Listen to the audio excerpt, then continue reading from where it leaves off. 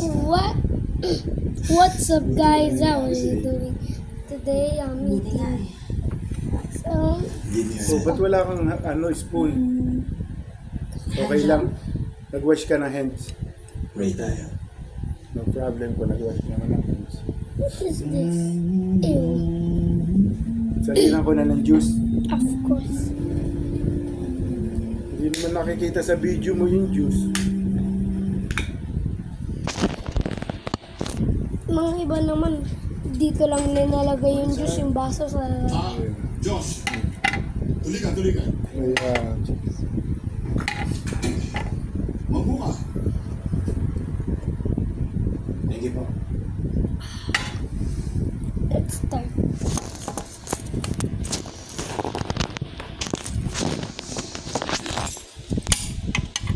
Josh, matanda na ako.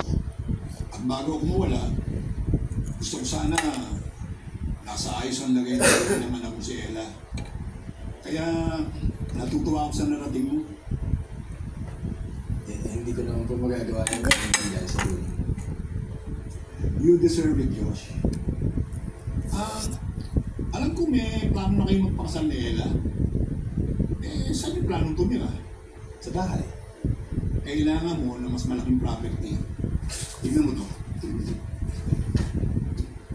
250 square meters ang floor area. Perfect para sa nagsisimulang pamilya. Kaya ko po ba ito? Of course! Hindi mo ba nasabi ni Ella sa'yo? I'm promoting you. Alam mo, kesa natutulog yung pera mo sa bangko, mas magandang invest mo sa property. Gusto ko lang makasiguro na secure ang future niyo. Paano po si nanay? Marami namang rules dyan, Dave. Personal for everyone, especially for nanay.